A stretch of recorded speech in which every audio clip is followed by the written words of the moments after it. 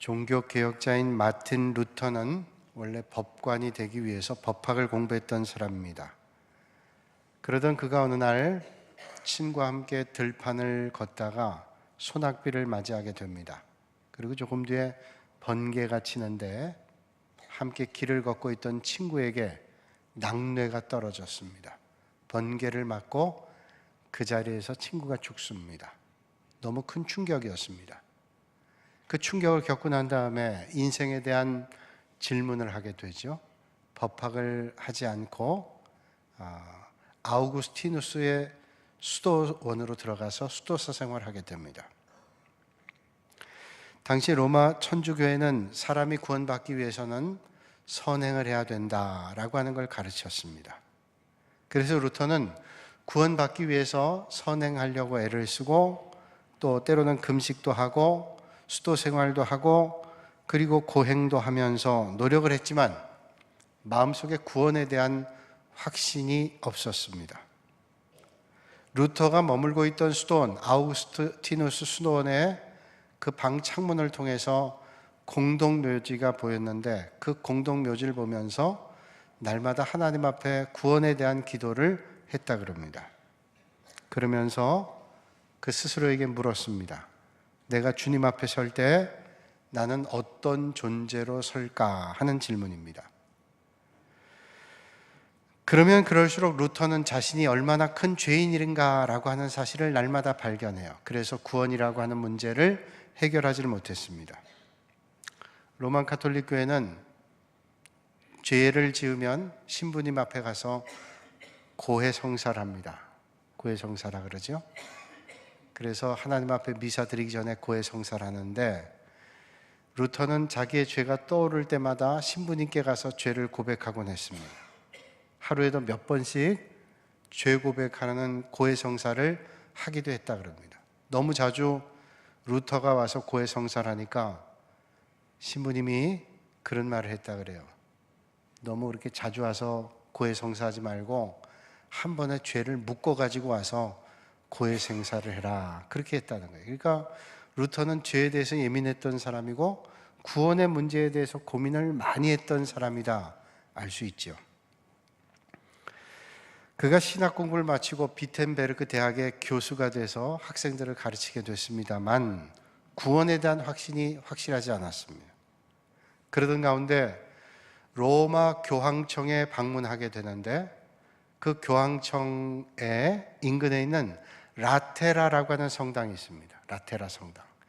우리말로 하면 계단 성당이라고 하는 곳인데 이 계단 성당은 예수님께서 빌라도 앞에 신문을 받으실 때 예수님께서 올랐던 계단을 예루살렘부터 갖다 놨어요.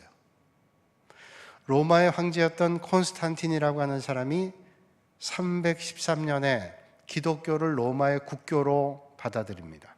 그렇게 기독교인들을 박해했던 로마가 콘스탄틴에 의해서 국교가 되는 겁니다. 기독교가. 그 일을 가능하게 했던 영향을 끼쳤던 사람이 콘스탄틴의 어머니였다는 거예요. 그 어머니가 부탁을 해서 그 계단을 로마에 갖다 놔요. 그리고 그 계단 주변으로 성당을 세웁니다. 라테라 성당이라.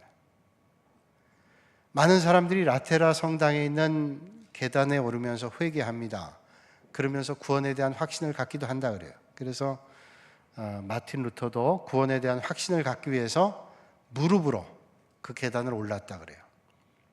무릎에 딱딱한 계단이 부딪히면서 고통을 느꼈지만 그렇게 해서라도 구원의 확신을 얻는다면 하는 기대를 가지고 계단을 올랐다 그럽니다.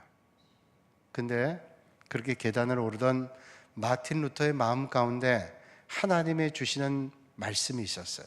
바로 오늘 본문의 말씀입니다. 복음에는 하나님의 의가 나타나서 믿음으로 믿음에 이르게 하나니 기록된 바 오직 의인은 믿음으로 말미암아 살리라 하는 말씀이에요.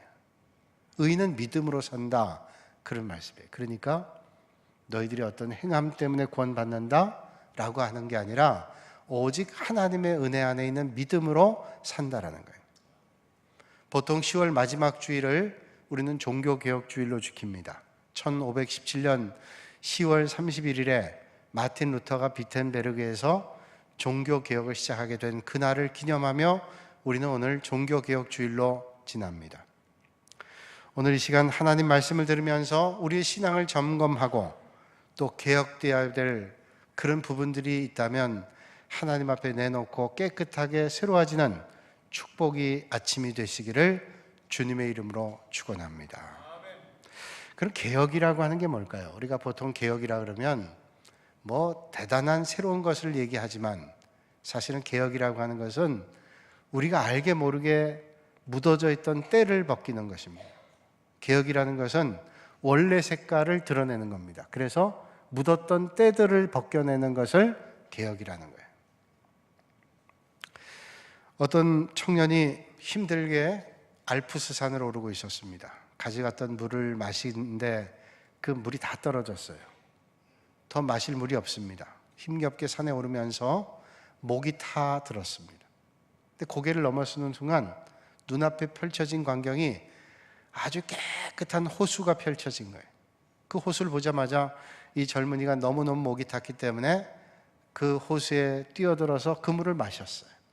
벌컥벌컥 물을 마시고 이제 살았다. 그리고 뒤를 도는데 팻말 하나가 보입니다.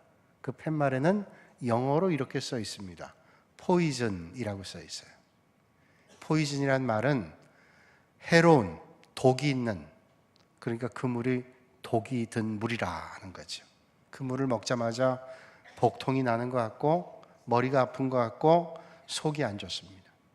이게 내가 독물을 먹었다 생각하고 더 이상 산에 오르지 못하고 하산했습니다. 오자마자 병원에 가서 제가 산에서 독물을 먹었습니다. 의사가 진찰을 하죠. 이런저런 검사를 합니다.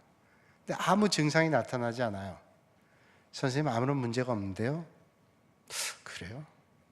아마도 의사분이 얘기하기를 선생님 글을 잘못 본 것 같습니다. 포이즌이라는 말이 아니라 포이존이라는 말을 보신 것 같아요. 포이존이란 말은 낚시 금지라는 말이에요.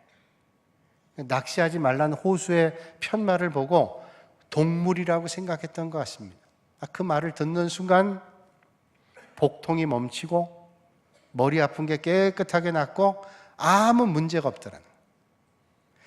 사람은 말이죠, 생각에 상당한 지배를 받습니다. 어떤 생각을 하느냐에 따라서 영향이 달라지게 되는 거예요. 평소에 자신을 쥐라고 생각하는 사람이 있었다 그러죠. 난 쥐다. 병원에 가서 쥐라 그러는 거예요. 정신병원에 가서 나는 쥐라고 생각이 됩니다. 의사분이 당신 쥐가 아니라고 아무리 얘기를 하고 설명을 해도 받아들이질 않습니다. 어떻게 해야 이 사람이 이 쥐라는 생각을 없앨까 하다가 묘책 하나를 떠올렸습니다. 그리고 의사분이 얘기하는 거예요. 선생님은 원래 옛날에 쥐였습니다. 그런데 이 쥐였던 사람이 자기가 쥐라는 사실을 발견한다는 것은 대단한 발견입니다. 당신은 깨달음이 와서 이제 그게 치유가 됐습니다. 이제 옛날에는 당신 쥐였는데 지금은 쥐가 아니고 사람이 됐습니다. 그 말을 들으니까 이렇게 받아들인 선생님이 처음이거든요.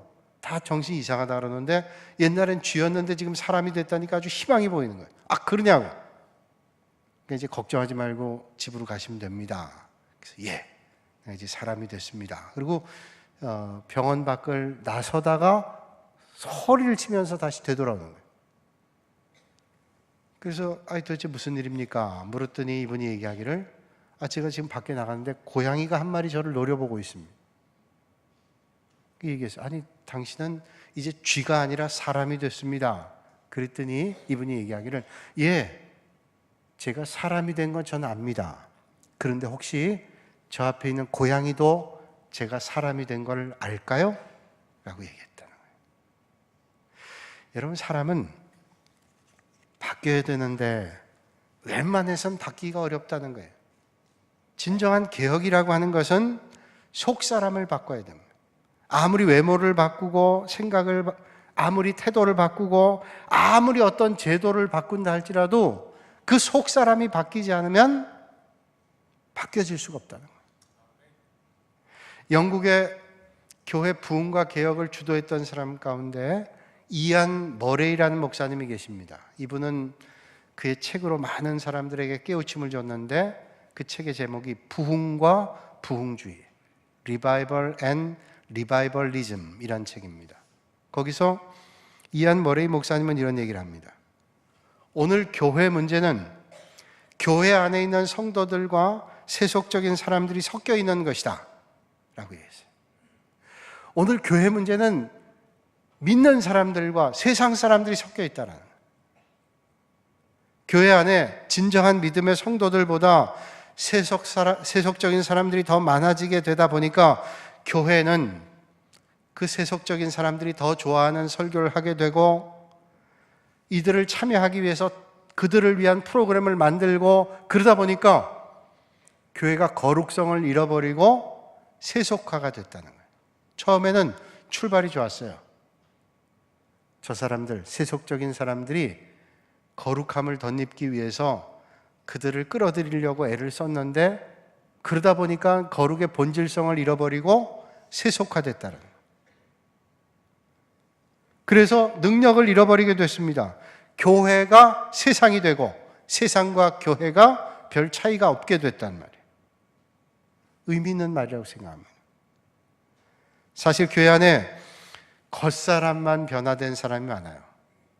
겉사람만이라도 변화되면 그래도 다행이지만 겉사람만 변화됐다는 건 뭐예요? 예배는 드립니다. 주의를 지킵니다. 교회 봉사 참여하고 나름대로 열심히 신앙생활 한다고 합니다. 그런데 속사람이 변화가 되지를 않았습니다. 철저하게 하나님 앞에 엎드러지거나 회개하는 경험이 없습니다. 하나님 말씀에 순종하지도 않습니다. 그러니 성령의 충만은 바랄 수도 없습니다. 어떤 사람이 여행을 가면서 그 집의 종에게 이런 명령을 하죠. 내가 아이들 두고 몇 달 여행을 가는데 이 아이들을 잘 돌봐주고 이 아이들의 물건들, 옷가지들을 잘 정리해서 이 아이들이 불편이 없도록 좀 돌봐달라고 얘기해요.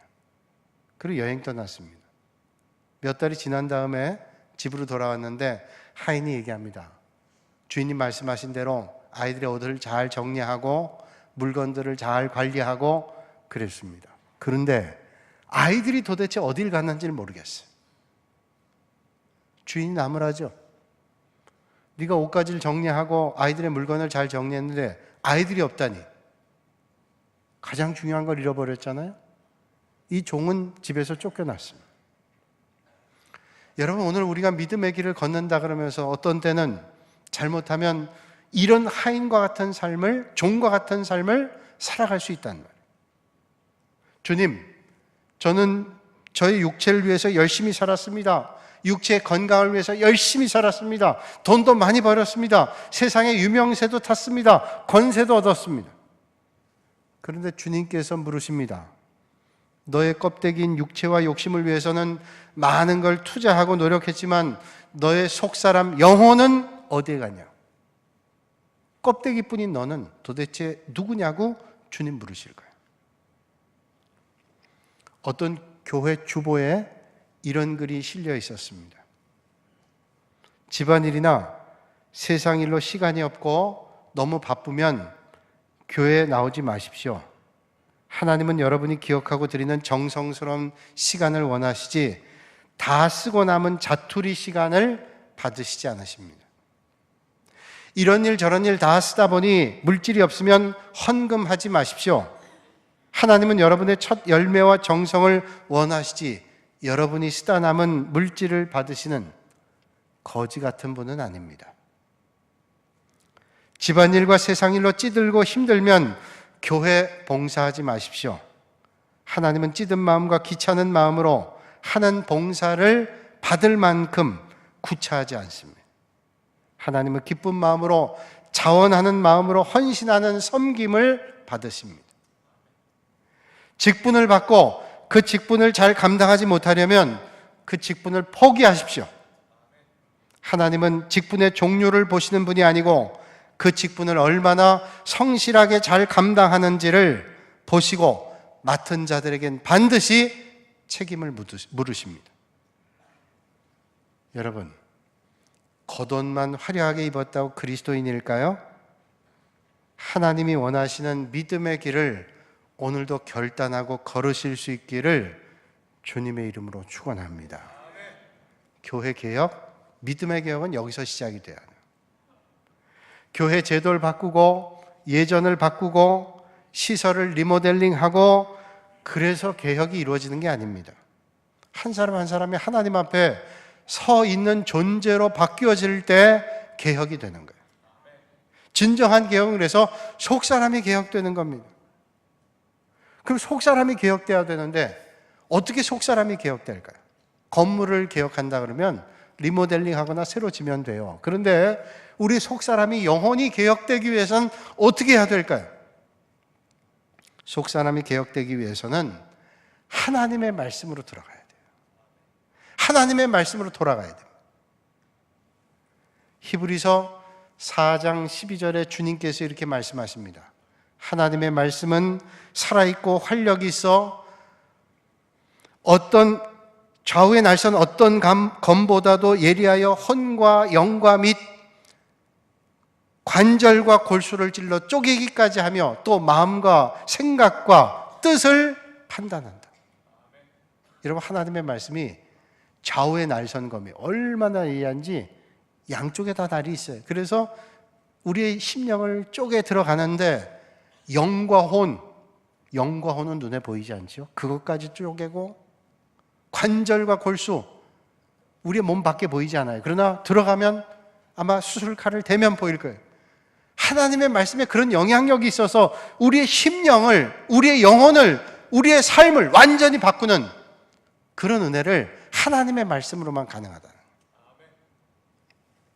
수술할 때 의사가 집도할 때 개복하고 수술칼로 엽니다. 그래서 잘못된 병덩어리가 있다면 끌어냅니다.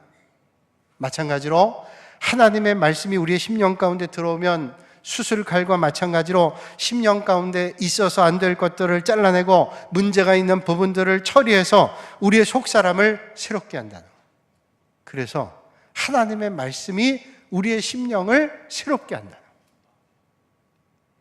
일본의 어떤 대학의 교수분이 하나님을 믿지 않는 무신론자였어요. 그런데 그렇게 예수 믿는 사람들을 비판하고 하나님의 말씀에 대해서 비판해요.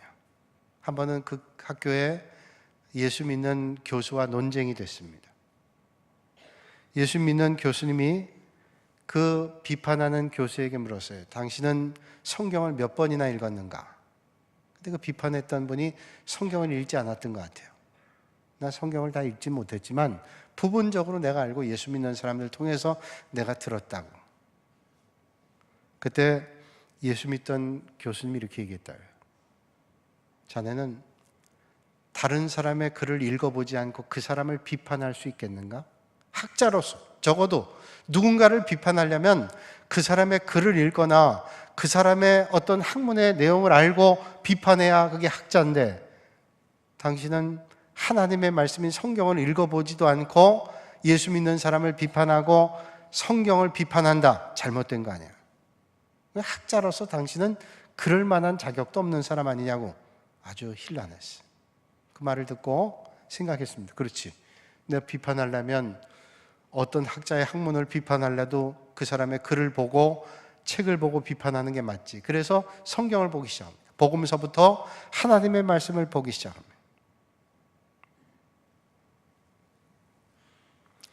죄 없는 예수님께서 재판을 당하는 장면을 복음서에서 보게 됩니다. 예수님께서 눈먼 자를 보게 하고 귀벙어리를 듣게 하고 그리고 죽은 사람을 일어나게 하고 병든 자를 치유하고 그런 일들을 보게 돼요. 그런데 그렇게 위대하시고 훌륭하신 저들을 일으킨 주님을 십자가에 못 박는 장면이 나오는 거예요.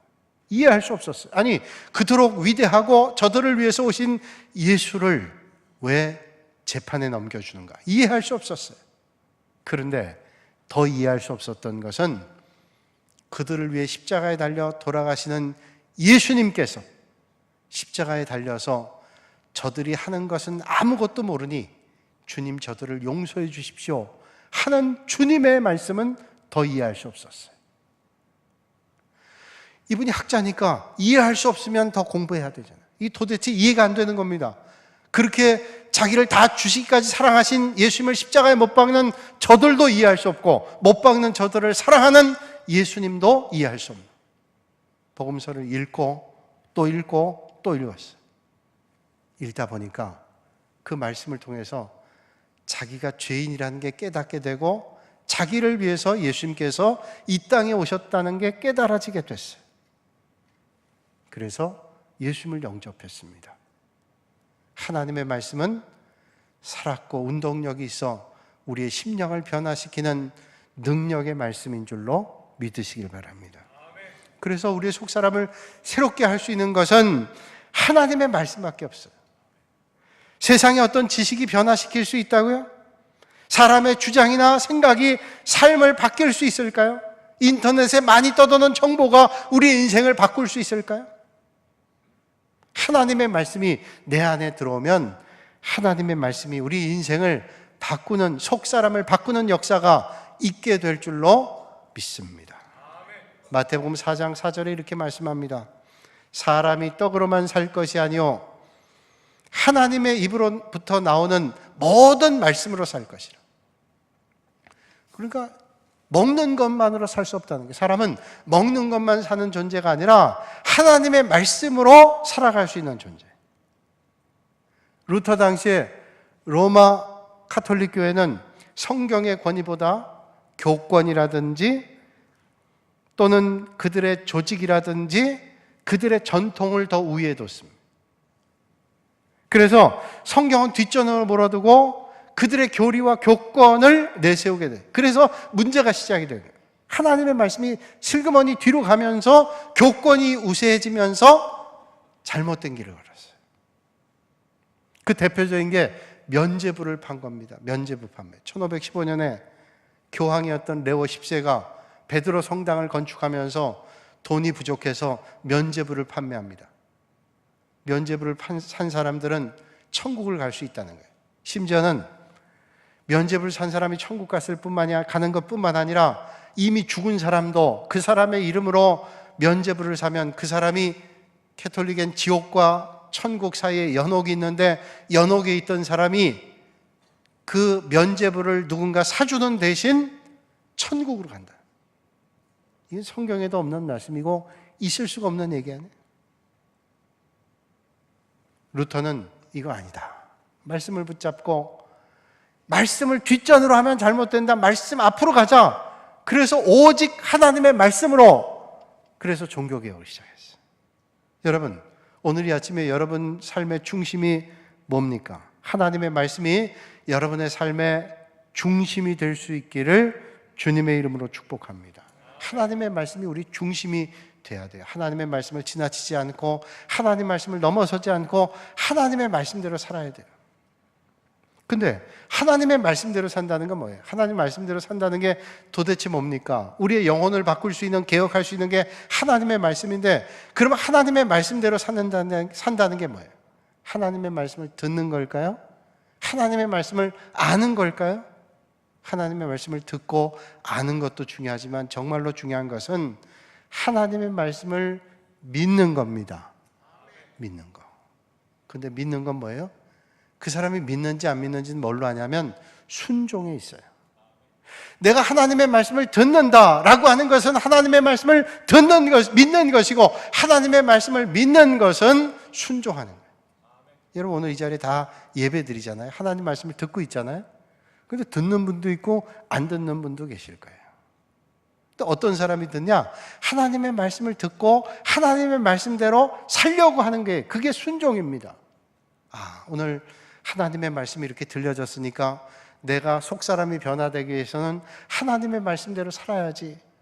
그래서 그렇게 살려고 내가 결단하고 그렇게 순종의 길을 가려고 하는 거, 이게 하나님의 말씀을 듣는 겁니다. 그게 믿는 것이고 그게 순종하는 거라. 팻 로번슨이라는 목사님이 계신데, 이분 예일대학 법학과를 나와가지고 변호사였어요. 근데 이분이 오늘 예수님을 영접했습니다.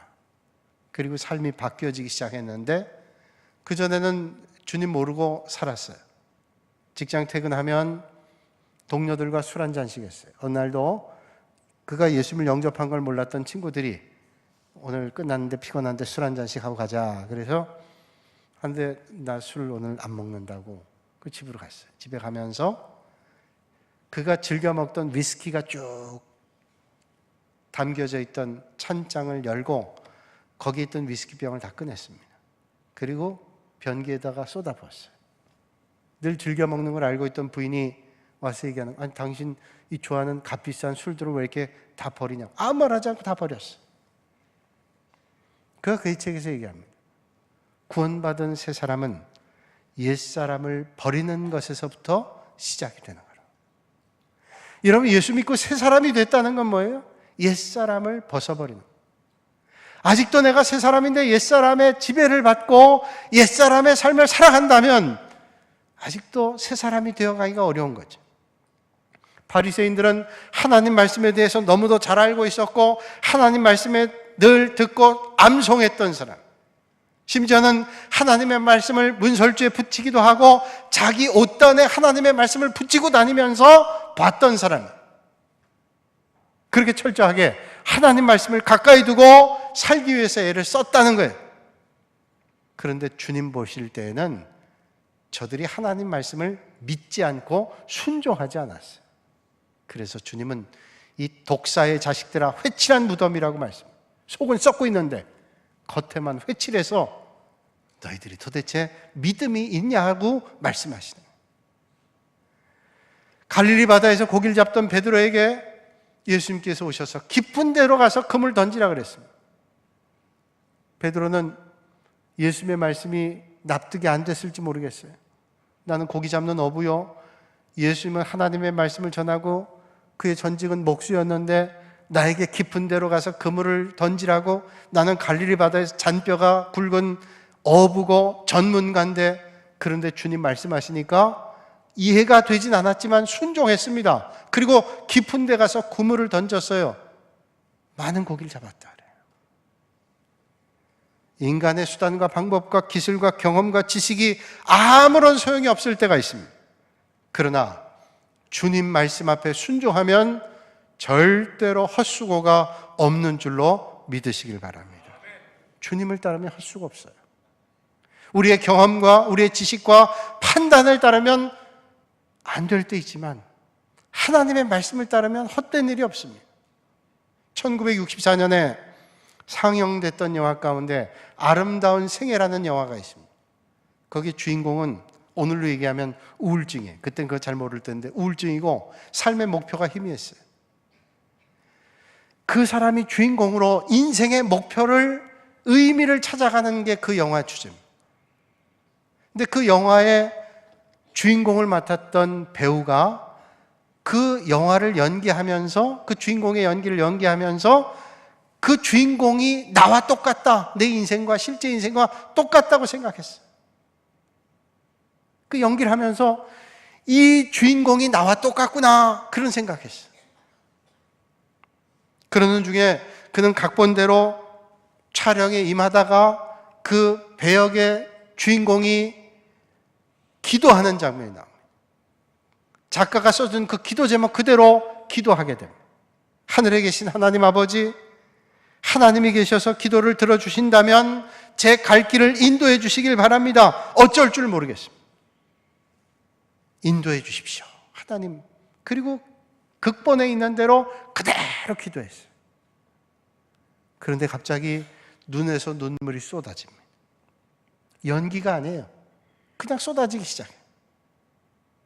각본대로 기도했지만 하나님께서 함께 하시는 은혜를 체험했어요. 그는 연기하다가 기도하다가 하나님의 은혜를 만났어요. 여러분, 오늘도 하나님 말씀에 순종할 때 하나님의 역사가 일어나고 여러분의 삶의 자리에 변화시키는 주님의 은혜가 만나지게 될 줄로 믿습니다. 정권이 바뀔 때마다 하는 말이 있습니다. 개혁해야 된다. 그 개혁의 이름은 달라도 늘 개혁해야 된다는 거예요. 어떤 사람은 정의사회를 구현해야 된다. 그런데 개혁이 되질 않아요. 왜 도대체 개혁해야 된다는데 왜 개혁이 안 될까요? 그는 개혁은 시스템이나 제도에만 있지 않다는 거예요.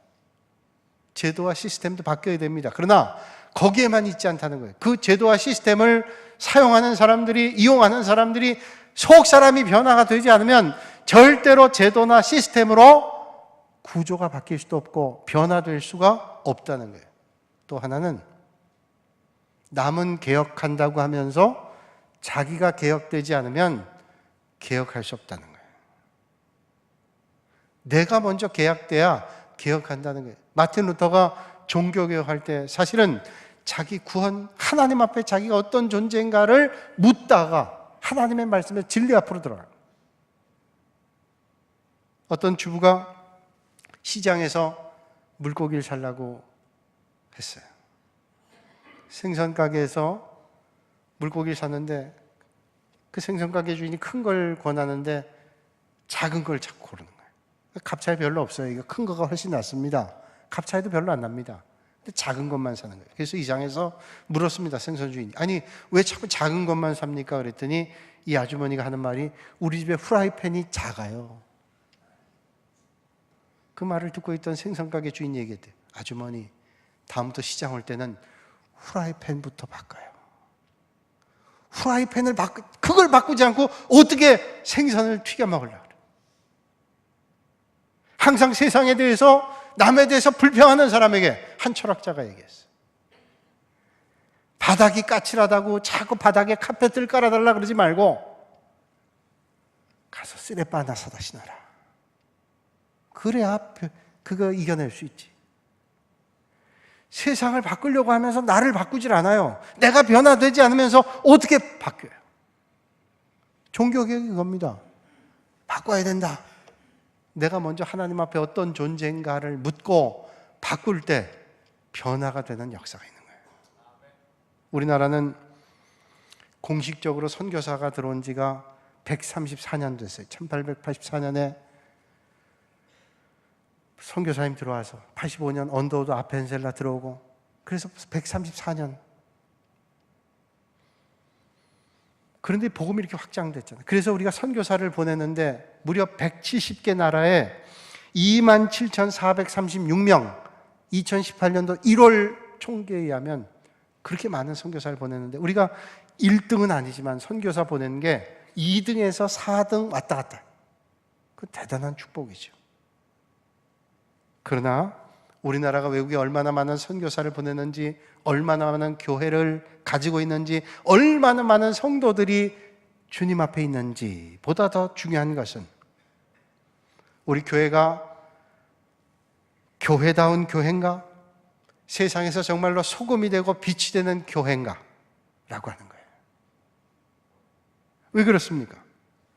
십자가의 정신을 잃어버린 교회, 성도들은 많은데 세상 가운데 소금과 빛이 되는 성도가 적은 교회라면 그 교회는 절대로 자랑거리가 아니라요. 영국의 유명한 강해 설교가인 데니스 레인 목사님은 한국 교회를 향해서 이런 충고를 했습니다. 한국 교회 부흥과 성장을 자랑만 하지 마십시오. 100년 전에 영국은 한국과 비교할 수 없을 정도로 교회 전성기를 가졌습니다. 그러나 그 화려하고 자랑스럽던 영국 교회는 지금 텅텅 비어있고 박물관처럼 전설이 되어가고 있습니다. 50년 후에 한국이 영국과 같이 되지 않는다는 보장이 있습니까? 정말 귀담아 들어야 될 충고잖아요. 오늘 여러분 하나님의 말씀으로 돌아가야 돼요. 한국교회는 교회 학교가 점점 준다 그래요. 미래가 점점 어두워지는 거 아니에요. 근데 우리는 세상을 향해서 소금과 빛이 되기보다는 헛된 것에 마음을 품고 있다면 그것은 잘못된 길로 가는 거예요. 오늘 아침에 남을 탓하가 아니라 자신을 돌아봐 하나님의 말씀 앞에 때를 벗겨내고 깨끗해지는 개혁의 축복의 자리에서는 여러분들 되시기를 주님의 이름으로 축복합니다. 거룩하신 아버지 하나님, 오늘 주님 앞에 나온 심령들마다 은혜 가운데 인도하셔서 하나님의 말씀 앞으로 돌아가는 은혜가 있게 하여 주시옵소서. 하나님의 말씀으로 우리의 심령이 충만하게 하시고, 그래서 날마다 주님께서 기뻐하시는 믿음의 자리에 서는 저희들 모두가 되게 하여 주시옵소서. 예수님의 이름으로 기도하옵나이다. 아멘.